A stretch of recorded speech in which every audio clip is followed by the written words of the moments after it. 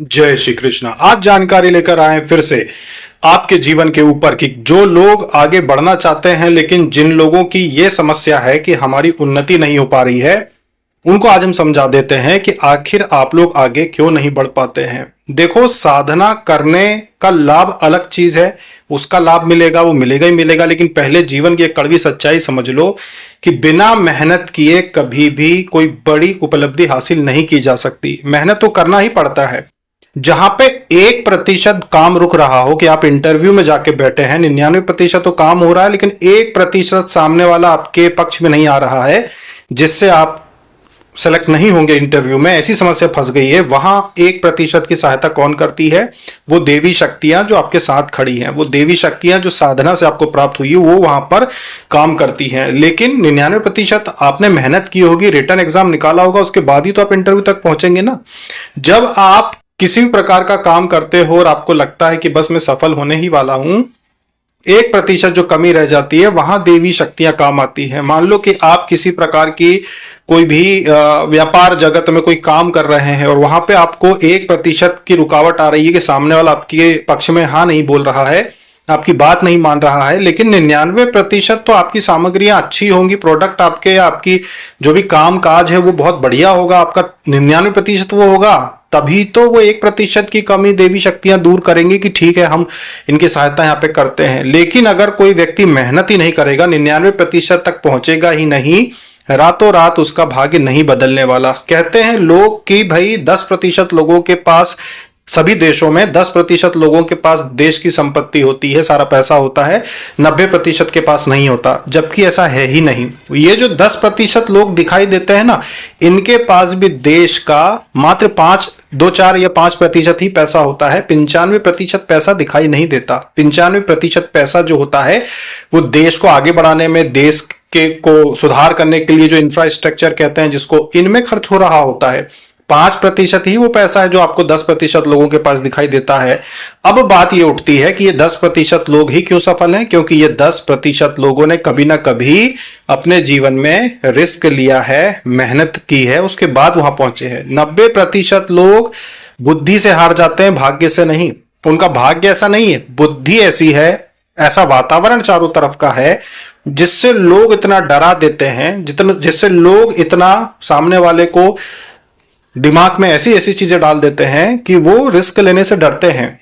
एक साधिका ने पूछा कि मैं पिछले कुछ दिनों से कोई काम कर रही हूं लेकिन मुझे सफलता नहीं मिल रही, और जब हमने उनको जवाब दिया कि भाई रातों रात सफलता नहीं मिलने वाली, रातों रात किसी को भी धन नहीं मिल जाता। क्या आपने कभी ऐसा सुना है कि कोई व्यक्ति जिसके भाग्य में अच्छे करोड़ों रुपए लिखे हैं लेकिन वो घर पे पड़ा रहा तो भी उसको करोड़ों रुपए मिल जाएंगे? आपने सुना होगा, बहुत लोग ऐसा बोलते हैं, प्रवचन में भी, कथा में भी सुना होगा कि जिसके भाग्य में उसको कहीं से भी मिल ही जाएगा। लेकिन क्या आपने कभी सुना कि कोई व्यक्ति घर में रहता था और उसके पास आसमान से सोने की ईंटें गिरी और क्योंकि भाग्य में था तो वो रातों रात अमीर हो गया? या आपने ऐसा सुना हो कि किसी के घर ऊपर आसमान से बैग गिरा, उसमें करोड़ों रुपए थे और वो अमीर हो गया क्योंकि भाग्य में था, लेकिन वो घर से नहीं निकल रहा था, पर भाग्य में था तो उसके घर ऐसा हो गया? क्या आपने ऐसा सुना कि गैम्बलिंग ऐप ये जो आते हैं मोबाइल में, दिखाते हैं कि बड़े बड़े सुपर स्टार विज्ञापन करते हैं कि ये ऐप खेलो और जीतो, ये ऐप खेलो तो वो जीतो? आपने पेपर में ये जरूर पढ़ लिया होगा कि गैम्बलिंग ऐप की वजह से कुछ लोगों ने सुसाइड की, आत्महत्या कर ली। ऐसा हर शहर में सुना होगा, देखा होगा, यहां तक कि अच्छे अच्छे सरकारी नौकरी वालों ने भी आत्महत्या की गैम्बलिंग ऐप में फंसने के बाद। वो तो आपने देखा होगा, लेकिन क्या आपने अपनी गली मोहल्ले या शहर में कभी ये देखा कि गैम्बलिंग ऐप से कोई करोड़पति बन गया हो? नहीं। तो जो लोग ये सोचते हैं कि रातों रात कोई व्यक्ति अमीर बन सकता है, ये बहुत बड़ी गलतफहमी है। ऐसा हो ही नहीं सकता। जब तक कोई व्यक्ति अपनी बुद्धि का सही इस्तेमाल नहीं करेगा, जब तक कोई व्यक्ति मेहनत नहीं करेगा, घर से बाहर नहीं निकलेगा, तब तक वो रातों रात धनवान नहीं बन सकता। हर व्यक्ति को मेहनत करनी ही पड़ेगी। माता लक्ष्मी उसी व्यक्ति पर अपना आशीर्वाद दे पाती है जो मेहनत करे। अगर आपके भाग्य में मान लो कि 10 करोड़ लिखे हैं या 1000 करोड़ लिखे हैं और आप ये ठान लें कि अगर लिखे हैं तो वो घर बैठे मिल जाएंगे, मैं घर से नहीं निकलूंगा, तो ये आपको इस जन्म में नहीं मिलेंगे। ये कैरी फॉरवर्ड हो जाएंगे कि भाई इस व्यक्ति के भाग्य में तो लिखे हैं कि इतना इसका पुण्य है कि इसको मिल सकता है, लेकिन ये निकल ही नहीं रहा है घर से, इसने सोच लिया कि मैं घर से नहीं निकलूंगा, तो ठीक है, फिर कोई बात नहीं, ये इसको अगले जन्म में प्रदान कर देंगे अभी, क्योंकि ये निकल ही नहीं रहा है घर से। तो ये स्थिति होगी, घर बैठे कुछ नहीं मिलने वाला। ये बात आप समझ लो। ये तो वो चीज हो कि कोई अवतार लेके आया है कि उसको भगवान का अवतार है कि तू जाएगा और फलाना राक्षस का तू वध करेगा, तो उसके लिए जरूर कोई अस्त्र प्रकट हो सकता है कि भगवान आए तो उनके लिए सुदर्शन प्रकट हो गया, या किसी अन्य रूप में धनुष तैयार रहते थे पहले से कि भगवान अवतार लेंगे तो इस धनुष को धारण करेंगे, वो बातें अलग है। पर यहाँ इस संसार में सामान्य लोगों में ऐसा कभी नहीं होने वाला कि आपके भाग्य में लिखा है और आप अगर घर से ना निकले, मेहनत ना करें तो आपको मिल जाए। मेहनत के बिना लक्ष्मी की प्राप्ति नहीं हो सकती, चाहे वो आप बौद्धिक मेहनत करो, बुद्धि चलाओ, या फिर आप खुद पसीना बहाओ, आपको तभी सब कुछ प्राप्त होगा। ये सिर्फ उन लोगों के साथ हो सकता है कि कोई पिछले जन्म में जिसने बहुत ही ज्यादा अच्छे कर्म किए हो, पूरे जीवन खूब दान पुण्य लोगों की सेवा की हो, वो उसके साथ ही ऐसा हो सकता है कि वो ऐसे घर में जन्म ले ले कि उसको जन्म से ही सब कुछ बना बनाया मिल जाए, नहीं तो नहीं मिलेगा। जो भी व्यक्ति ये चाहता है कि मैं मेहनत करूं, कोई व्यापार करूं, कोई साधिका ये चाहती है कि मैं व्यापार करूं, आपको अपनी बुद्धि लगानी होगी, बुद्धि लगाना ही होगा। हम बार बार कहते हैं कि आप ध्यान लगाइए। ध्यान लगाना अपने आप में एक ऐसी शक्ति है जिसको लोग समझते नहीं है। आपकी बुद्धि हर समय ब्रह्मांडी ऊर्जा से जुड़ी हुई होती है। कुछ लोग उसको 1% तक उपयोग कर पाते हैं, कुछ लोग 0%। ब्रह्मांडी ऊर्जा से जो सिग्नल आ रहे होते हैं 0%, वो ना समझ पाते हैं ना उपयोग कर पाते हैं। आप लोग को हम इसीलिए कहते हैं कि ब्रह्म मुहूर्त में उठिए, अब वहीं से दिन शुरू कर दीजिए, ब्रह्म मुहूर्त से उठ के। उसके बाद आपको जो करना है कि आप घर के काम करो, चाहे पूजा पाठ करो, चाहे योग करो, आपको जो भी करना है करो, लेकिन ब्रह्म मुहूर्त में उठो। ब्रह्म मुहूर्त में उठकर अगर आप अपना दिन शुरू करोगे तो अपने आप आपकी जो बुद्धि है ब्रह्मांडी ऊर्जा से जुड़ने लगेगी और संकेत मिलने लगेंगे। आप ध्यान लगाओ। जो लोग भी समझ नहीं पा रहे कि आगे क्या करें, या जो लोग आगे मेहनत करना चाहते हैं, ध्यान लगाओ और समझो कि अपने चारों तरफ चल क्या रहा है। पहले ये देखो कि चारों तरफ क्या चल रहा है। आप सिलाई का काम कर रहे हो, आप कपड़े बेचने का काम कर रहे हो, या आप कोई भी दुकान चला रहे हो, ये इंपॉर्टेंट नहीं है। ये देखो कि अपने चारों तरफ क्या चल रहा है। आज टेक्नोलॉजी क्या चल रही है, अपने चारों तरफ बाजार में क्या चल रहा है। पहले आप ये देखो कि क्या क्या नई चीजें अब आ चुकी हैं, आज के समय पे क्या क्या हो रहा है। आप पहले उसको देखो, समझो कि चारों तरफ चल क्या रहा है, और फिर देखो कि क्या हम वो जो चीजें चल रही हैं अपने चारों तरफ, अपने व्यापार में वो काम कर रहे हैं, या अपने जीवन में वो मेहनत कर रहे हैं जो चारों तरफ हो रहा है। अगर नहीं कर रहे हो और आप 20-30 साल पुरानी अगर व्यवस्था को चला रहे हो कि हम उस प्रकार से चीजें कर लेंगे, या 10 साल पहले की प्रथा चला रहे हो कि 10 साल पहले जो ऐसा था कि व्हाट्सएप आया था तो व्हाट्सएप पे बिजनेस चल जाता था लोगों का, तो हम भी चला लेंगे व्हाट्सएप पे फोटो स्टेटस पर लगा लगा के, तो नहीं चलने वाला। आप अगर सोचते हैं कि कोई भी काम धंधा, जो साधिकाएं खास करके ये सोच रही है कि घर बैठे व्हाट्सएप पे काम कर लेंगे, तो नहीं कर पाएंगे। आप अपने चारों तरफ देखो कि क्या चल रहा है, कैसे चीजें आगे बढ़ रही हैं, कैसे आपको आगे बढ़ना पड़ेगा, उसके बाद ही आप आगे बढ़ पाएंगे। नहीं तो पुरानी प्रक्रिया छोड़ दो। अब ये चीजें कब आप समझ पाओगे, जब ध्यान करोगे। आप साधना करते हो कोई सी भी, किसी भी प्रकार की, उस साधना का फल तभी आपके ऊपर ज्यादा असर करेगा जब आप ध्यान करोगे। देखो, दिव्य दृष्टि सबको प्राप्त आसानी से होती नहीं है, मुश्किल है। तो चलो, दिव्य दृष्टि आपको प्राप्त नहीं हो पा रही है, कोई बात नहीं, कम से कम आप ध्यान करके तो उन चीजों को समझ सकते हैं। ध्यान करेंगे तब वो संकेत आपको देवी शक्तियां अपने आप देंगी कि आपको क्या करना चाहिए। विश्वास मानो कि सिद्धियों का, साधनाओं का सबसे बड़ा लाभ यह होता है कि आपके अंदर भाव आना शुरू हो जाते हैं। आपको भरोसा नहीं होता। बड़े बड़े लोग सिर्फ भावों को समझ के इतने प्रसिद्ध हो जाते हैं कि कोई पर्चे लिख देता है, कोई कुछ कर देता है, कोई कुछ कर देता है, सिर्फ भाव से, कि देवी शक्तियां भाव लाती हैं और वो फटाक से उन्हीं चीजों पर भरोसा करके उन चीजों को वो अप्लाई कर देते कि हाँ ये सत्य है, ऐसा ही है। तो जब लोगों को इतना लाभ होता तो आपको अपने भाव पे भरोसा क्यों नहीं होता। आप ध्यान लगाना शुरू कीजिए, ध्यान लगाइए, और ध्यान लगाते समय माता के सामने दिया लगा के ध्यान लगाने बैठ जाओ।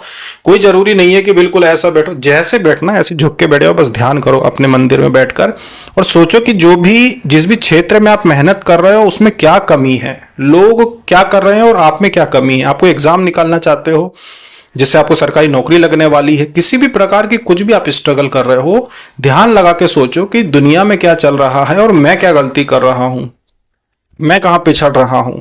जो लोग सफल ज्यादा हो जाते हैं ना, वो दुनिया को ऊपर से देखते हैं। ऊपर से देखने का मतलब ये है कि पहले वो देखते हैं कि भाई ये है इंडिया का नक्शा, ये है भारत का नक्शा, ये है दुनिया का नक्शा, ये है पूरी पृथ्वी है, और इसमें क्या चल रहा है। जिस क्षेत्र में मैं चल रहा हूं या मेहनत कर रहा हूं, पूरी दुनिया में उस क्षेत्र में क्या चल रहा है। वो विदेशों की टेक्नोलॉजी देखेंगे कि वहां पे क्या हो रहा है आज के समय में, फिर अपने देश में किस स्तर पे पहुंच चुके हैं उसी क्षेत्र में। जो ज्यादा डेवलप कंट्री हैं चीन जापान जैसी, वहां की चीजों को देखेंगे कि वहां इसी क्षेत्र में क्या हो रहा है, कैसे लोग क्या कर रहे हैं। उसके बाद आप देखोगे कि इंडिया में क्या चल रहा है और मैं क्या कर रहा हूं, तो आप देखोगे कि आप तो बहुत पीछे हो, आप तो समय के साथ मिलकर चल ही नहीं रहे हो। फिर आप सोचते हो कि रातों रात मैं अमीर बन जाऊं, तो कैसे होगे, नहीं हो पाएगा। इसीलिए किसी भी क्षेत्र में कोई स्टूडेंट है, कोई नौकरी की तैयारी कर रहा है, कोई व्यापार में परेशान हो रहा है, किसी भी प्रकार की अगर आप परेशानी झेल रहे हो, तो आपको ध्यान लगाना है। और ध्यान लगाने के बाद आपको खुद को यह विचार करना है कि माता, मैं आगे बढ़ना चाहती हूं, मैं क्या करूं बदलाव, कैसे करूं बदलाव। नई चीजों को करने का प्रयास करो, तभी आप आगे बढ़ पाओगे। क्योंकि 90% लोग घर में ही हार मान जाते हैं, वो घर से निकलना नहीं चाहते, वो नई चीजों को स्वीकार नहीं करना चाहते, वो बिल्कुल भी कहीं जाना नहीं चाहते, क्योंकि बाहर का माहौल भी ऐसा ही है। अब बाहर अगर सहायता लेने के लिए सोचो, उसमें तो मेहनत करनी पड़ेगी। 100 गलत लोगों से टकराओगे तब एक सही व्यक्ति मिलेगा। मान लो कि कोई व्यक्ति ये सोचता है कि चलो भाई मैं वेबसाइट वगैरह बनवा लेता हूं या मैं कुछ और करवा लेता हूं, तो विश्वास मानो 99 लोग ऐसे मिलेंगे जो आपको 1 लाख का बिल बता देंगे, भैया 1 लाख लगेंगे तब जाके आपकी वेबसाइट बनेगी, तो वो आपको पहले ही डरा देंगे।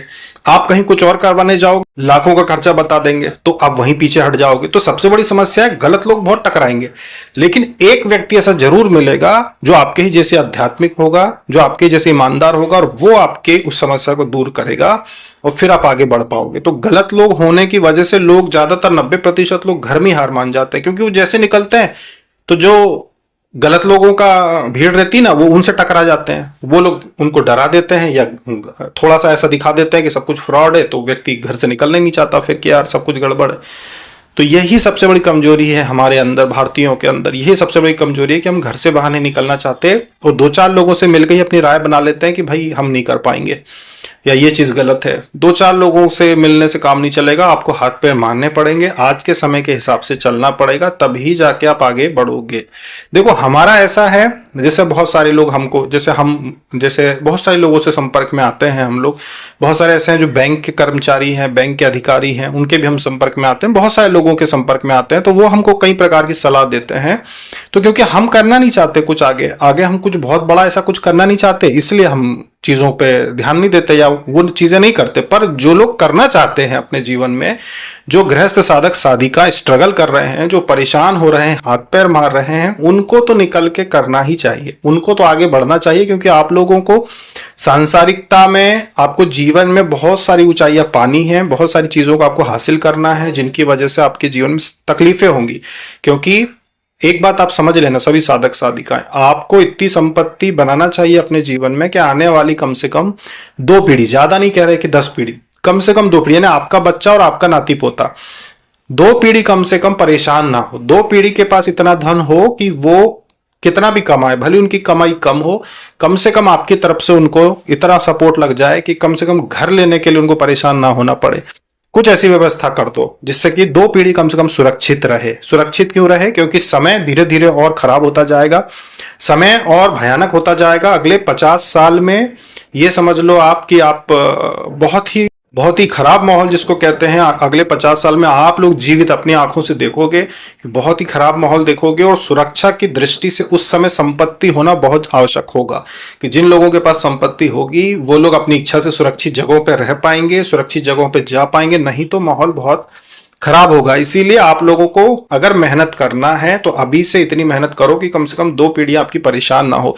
तो मेहनत कैसे करना है? बाहर निकलना पड़ेगा, समय देना पड़ेगा। आज आप मेहनत करोगे, माता लक्ष्मी आप पर कृपा जरूर करेगी। माता लक्ष्मी कर्म करने वालों पर जरूर कृपा करती है, जो कर्म करेंगे उन पर जरूर कृपा करेंगी। बस ये ध्यान रखना कि 90% लोग घर से नहीं निकलते, इस बात को समझना। और आज के समय में लोग मेहनत कम आराम ज्यादा करना चाहते हैं, मतलब काम कम आराम ज्यादा करना चाहते हैं। वो नॉलेज जो इकट्ठा करते हैं ना अपन बाहर का, नॉलेज इकट्ठा करने से ज्यादा वो क्या देखना चाहते हैं? शॉर्ट्स देखना चाहते हैं, इधर उधर की बात ज्यादा वो देखना चाहते हैं। इससे बड़ा नुकसान हो जाएगा, इससे बड़ा आपका समय खराब हो जाएगा। एक बहुत अच्छे डॉक्टर है, मनोवैज्ञानिक डॉक्टर हैं, जो उन्होंने बताया कि जो भी लोग आज के समय में, जो भी लोग 1.5 घंटे से ज्यादा अगर कोई व्यक्ति ये कर रहा है कि वो शॉर्ट्स वगैरह देख रहा है, ऐसी चीजें कंटिन्यू इस प्रकार की चीजें वो कर रहा है, तो फिर वो अपने जीवन में समय भी खराब कर रहा है और उन्नति वो नहीं कर सकता। उसका दिमाग इतना कमजोर हो जाएगा कि कि धीरे धीरे वो 1.5 घंटे से 5-6 घंटे पे पहुंच जाएगा ये शॉर्ट्स देखने के चक्कर में, ये जो ऊपर नीचे करके रील देखते हैं और सारी चीजें, तो वो अपने जीवन का बहुत बड़ा समय इसमें खराब कर देगा। ऐसे लोग उन्नति नहीं कर सकते। इसीलिए सबसे पहले अपनी आदतें सुधारें कि भाई हमें पूरे दिन में 1 घंटे या 1.5 घंटे या 2 घंटे ही जो जरूरत वाले वीडियो होते हैं, आवश्यक वीडियो होते हैं, वही देखने। जैसे आप प्रवचन सुनते हो तो प्रवचन आप सुनो जिसमें आपको कुछ सीखने को मिलता है। इसके बाद अपने काम काज से संबंधित वीडियो देख लो 1-2, कि भाई आज हम 2 वीडियो देख लेते हैं खाना खाते समय या खाना बनाते बनाते, कि हमारे काम से संबंधित वो वीडियो देख लिए, 2-4 प्रवचन की वीडियो देख लिए, हो गया बस, इससे ज्यादा नहीं। पूरे दिन दूसरों के वीडियो देखना, कौन क्या कर रहा है, इससे कोई फायदा नहीं होने वाला, सिवाय नुकसान होने वाला है। तो जो भी साधक साधिकाएं व्हाट्सएप पे पूछ रहे थे कि हम स्ट्रगल कर रहे हैं, हम आगे नहीं बढ़ पा रहे हैं, हमको समझ में नहीं आ रहा है, तो भाई आप स्ट्रगल गलत चीजों में कर रहे हो। 10-15 साल पुरानी टेक्नोलॉजी, 10-15 साल पुराना आप माहौल समझ के काम कर रहे हो, इसलिए आप उन्नति नहीं कर पा रहे। आज के समय के हिसाब से चलिए, अपने चारों तरफ देखिए कि क्या हो रहा है, उस हिसाब से आगे बढ़िए, तब उन्नति होगी। अभी तक के लिए इतना ही। जय श्री कृष्ण।